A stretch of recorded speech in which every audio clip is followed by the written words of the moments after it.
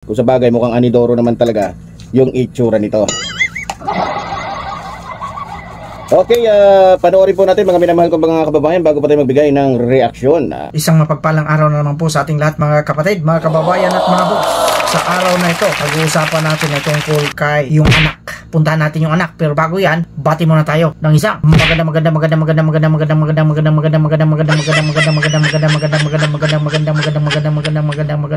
magandang umaga po, Luzon, Visayas at Mindanao, at syempre pa sa mga kapatid natin, kababayan natin na nasa iba't ibang panig ng mundo. Magandang umaga, magandang tanghali, magandang hapon, magandang gabi po sa ating lahat. Kamusta po kayo? Nandito na naman po ang inyong lingkod, Boss Rick. Ngayon, ang pag-uusapan natin, syempre, bago tayo tutungo doon sa anak, punta muna tayo doon sa ating programa na pinamagatang komento at mga shoutout ninyo, babasahin ko. Kaya para makarami tayo, isimulan na natin. Eto na! Galing naman, Boss Rick, sana all. Maraming salamat po. Galing ito kay Boy Diwa66. Salamat po kapatid. Ito pa, wow, ang gandang lugar boss kapatid. From kapatid na Erlinda Arante. Maraming salamat po. Ito pa, bugbugin. Bugbugin ito. Galing ito kay Boss Bansno or Bansnoe 9917. Maraming salamat boss. Ito pa, bias. Sino kayang bias dito? Galing ito kay Boss Fairly Sonyo. Maraming salamat sa comment mo boss ha. Mag-comment ka lang na mag-comment. Ito pa, hi, salamat. Sana tuluyan ng maubos ang mga korap sa gobyerno nang umangat naman ang ekonomiya ng bansa. Tagumpay, palakpakan. Galing ito kay Boss Joel Alonso Senior. Maraming salamat po. Siyempre, hindi talaga maubos yung mga korap kasi masamang damo, alam na ninyong kasunod nun. Tuloy-tuloy tayo. Pa-shoutout po sa mga kapatid sa lokal ng Barangay Village, Pampanga North. Sa destinado po namin, Kajon Bunag. Shoutout sa iyo kapatid ha, yung destinado doon nila si Kajon Bunag. At syempre dyan sa Barangay Village, Pampanga. Ang pagbati mula kay kapatid na Alan Borrero. Maraming salamat po kapatid. Ito pa, shoutout po sa lahat ng mga kapatid. Ingat po lagi. Yun lang po. Kanino galing ito? Galing ito kay Boy Diwa 66. Maraming salamat kapatid. Ito pa, mas tagumpay sana kung nakahawla na ang asong gala na si Labrador. No?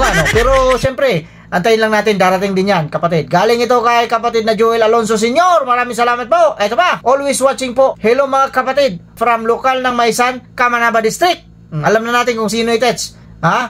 Galing ito kay kapatid na Lucy Batoto. Maraming salamat po kapatid. Ito pa, watching po from the local of Aston, Pennsylvania. God bless po Kap. Talagang layo na narating natin ha. Maraming salamat po. Pagbati po mula kay kapatid na Lydia Gilbert. Shoutout po sa inyo dyan sa lokal ng Aston, Pennsylvania. Maraming salamat po. Ito pa, ginawa naman niya ng Muslim ang pagsamba. Hindi naman kami nagtataas ng kamay. Halatadong edit ang picture. Oo nga no. Galing ito kay kapatid na Marlo Bigino. Maraming salamat po kapatid. Ito pa, reporting on YouTube done. Yun lang. Maraming salamat po galing kay Double J 2025. Ito pa, tuloy-tuloy tayo. Unti-unti nang lumilitaw ang mga katiwalian. Yun lang. Kasi sinasabi natin dito, pagka malinis ka, hindi ka marumi. Pagka marumi ka, ibig sabihin, mabaho ka. Yun lang, maraming salamat. Galing po ito yung kapatid na Erlinda Arante. Tuloy-tuloy tayo ha. Si Panyong ay hulog ng langit kasi hindi siya tinanggap doon. Ayaw din tanggapin ni Satanas sa kanya dahil baka sa Satanas ay baliktarin din. Galing ito kay Slash Trebs. Maraming salamat po. Boss, musta kayo dyan kapatid Boss Rick? Salamat sa pagbati mo sa amin dito sa Paris, France. Pwede ba pa-shoutout mo kami dito sa Paris, France? Salamat po ng marami kapatid. God bless you always. Oy, maraming salamat ha. Shoutout po sa lahat ng mga taga Paris, France. Lalong-lalo na po kay kapatid na Ronald Flores. Shoutout sa inyo dyan mga kapatid. At mag-iingat po kayo syempre. Lahat na kayo. Pati destinado ninyo. Pati mga awit. Mga PD nyo dyan. At saka syempre mga jakonesa ninyo. Mga pananalapi. Lahat na. Pati PNK. Shoutout sa inyo lahat. Maraming salamat po sa patuloy na suporta. Tuloy-tuloy tayo. Dapat lang itisin din sila. Tama naman. Galing ito kay kapatid na Emelda Pasqua. Maraming salamat po kapatid. At yun lang. Yun ang sinasabi natin dito. Kung hindi ko man nabanggit at nabasa ang inyong mga pa-shoutout, pabati, pagpasensya na po ninyo. Pero kagaya ng sinasabi natin dito, wag po kayo mag-alala. At sa susunod na mga video natin, babasahin natin yung mga pa-shoutout ninyo kung ano pa man yan. Pwera lang pagbasa ng maningil ng utang. Tuloy-tuloy tayo. Eto na ang sinasabi ko sa inyo. Nakikita nyo ito, yung pagmumukha na yan. Kung sino ang binabanatan nito ngayon, bibigyan natin reaksyon. Pero bago natin bigyan ng reaksyon, panoorin muna natin kung ano yung pinagsasabi nito. Anak, pasok! Pahayag po nitong ni Marco Beta, ha? Marco Beta. Alam ka ba kung bakit tinatawag natin itong Marco Beta? Kung sa bagay mukhang anidoro naman talaga yung itsura nito. Okay, panoorin po natin mga minamahal kong mga kababayan bago pa tayo magbigay ng reaksyon.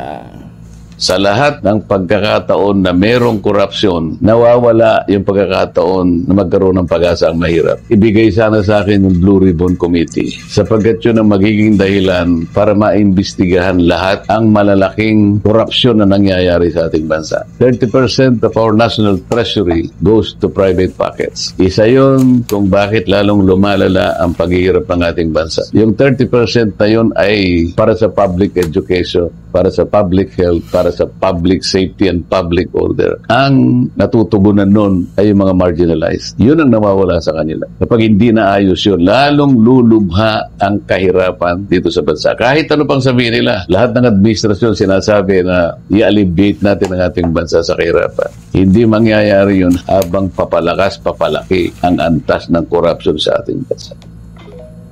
So yun mga minamahal ko mga kababayan, no? So maganda po yung kanyang sinasabi. Pero ang problema, mukha yatang hindi niya yata naiisip o hindi niya pinag-iisipan yung kanyang mga sinasabi. Kasi sa tingin ko lang mga minamahal ko mga kababayan, kung iniisip niya at iniintindi niya sana yung sinasabi niya, eh di sana hindi niya to sinasabi. Kasi sa totoo lang mga minamahal ko mga kababayan, kaya ko po ito nabanggit, ano? At kaya natin ito pinag-uusapan dito dahil mukha yatang nagpapapogi lang talaga itong si Boy Mata. Alam nyo, itong si Boy Mata na lumuluwa na yung mata, hindi ko maintindihan kung ano talagang gusto nito. Lahat yata ng pagpapapogi, lahat ng ay gagawin para lamang iboto siya. Pero gano'n pa man, dahil alam naman natin na politiko ito, mga minamahal ko mga kababayan, gets na po natin yun. So sabi po niya, mga minamahal ko mga kababayan, sa lahat daw ng pagkakataon na mayroon daw korupsyon, nawawala daw yung pagkakataon na magkaroon ng pag-asa ang mga mahihirap. Totoo naman yun. Buti alam mo Marcoleta. Ha? Tapos sabi niya, ibigay daw sa kanya yung Blue Ribbon Committee ng Senado. Biro mo mga minamahal ko mga kababayan, natatawa ako dito. Para bang sinabi niya na sigurado mananalo na siya. Biro mo, hindi pa nga nananalo, hindi pa nga siya sure na mananalo siya, hinihingi na agad yung Blue Ribbon. Abay, may saltik yata sa ulo ito. Mukha yatang, kumbaga nagbibilang na ng itlog, hindi pa napipisa. Nagbibilang tuloy ng itlog. Nagbibilang na ng sisiw na hindi pa napipisa yung itlog. Yun naman kasi, ba't kasi ganun yung sinabi ko? Okay, tapos sabi pa niya, ulitin ko, sabi niya, sa lahat daw ng pagkakataon na mayroon daw korupsyon, nawawala daw yung pagkakataon na magkaroon ng pag-asa ang mga mahirap. Tama naman yun. Tapos sabi niya, ibigay daw sa kanya yung Blue Ribbon Committee ng Senado. Dahil daw, dahil ayon sa Boy Matang ito, dahil ayon pa sa kanya, kapag siya daw ang magiging chairman ng Blue Ribbon Committee, yun daw ang magiging dahilan para maimbestigahan lahat ng malalaking korupsyon na nangyayari ngayon sa ating bansa. Talaga lang Talaga lang yun nga lang nangyari doon sa pag-iimbestiga dito kay Mary Grace Piatos hadlang ka na. Tapos ngayon sasabihin mo, ibigay sa'yo yung Blue Committee, ang tawag dito, Blue Ribbon Committee pala, tama, yes, nawawala na naman ako.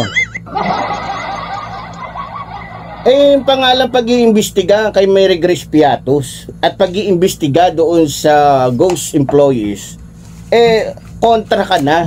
Tapos ngayon sasabihin mo, ibigay sa'yo yung Blue Ribbon para maimbestigahan yung malalaking korupsyon na hindi ka nga sumang-ayon, hindi ka nga sumama, hindi ka nakiisa sa ginagawang pag-iimbestiga ng mga congressman dyan sa Kamara para tanungin kay Sara kung saan niya dinala yung bilyong-bilyong pera na ninakaw niya na ibinigay para sa DepEd.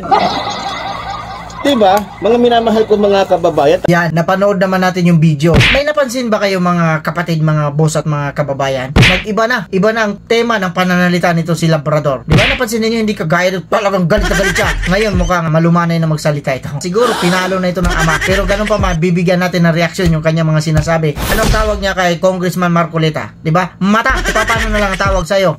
Anong tawag? Anong pinakamagandang tawag para sa kanya dito? Kasi tinawag niya si kapatid na Marcoleta ng mata. Mga kapatid, i-comment nyo dyan sa baba. Kaya ngayon, bibigyan natin ng reaksyon. Unang-una, yung kanyang sinabi na, Anodoro! May salita bang Anodoro? Matatawa kayo dito sa tao na ito kung ano-ano pinagsasabi at saka minsan nabablangko. Napansin ninyo, ang dami niyang sinabi, pero wala pa rin sinabi. Mukhang nanggagaya na ito, si Labrador. Binabanatan niya ngayon si Congressman Marcoleta sapagkat matunog ito. Kumbaga sa puno, hitik na hitik sa bunga ito. Kaya pati siya ngayon, bumabanat na. Napansin ninyo, yung views niya bumaba parang sa akin lang din. Kaya Labrador, pataasin natin yung views mo. Ang sabi niya kay Congressman Marcoleta, kasi gusto ni Congressman Marcoleta na maging Blue Ribbon Committee. Siya yung magiging chairman. Ang sabi ba naman niya, maging Blue Ribbon daw. Blue Committee, yan ang sinasabi natin. Pero kinokorek niya naman. Talaga mabagal na yung utak nito. Kulang ka na sa, may tawag dyan kulang ka sa paligo. At saka isa pa, kulang ka sa aruga. Yan ang talagang tawag dapat sa'yo. Epipanyo, kulang ka sa aruga. At meron pa dito, akala mo hindi ako nag-take note ha. Meron siyang sinabi rito. Natatawa ako doon sa sinabi niya, nagbibilang siya ng itlog. Kinurik niya naman. Pero napansin niya nung bandang huli, mali pala yung sinabi niya.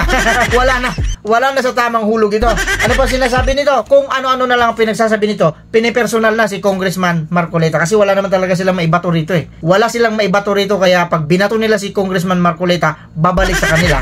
Kaya ayaw nilang batuhin ito. Kaya kung sino-sino saan napupunta, kung saan-saan ang issue. Pero ganun pa man, wala ka na.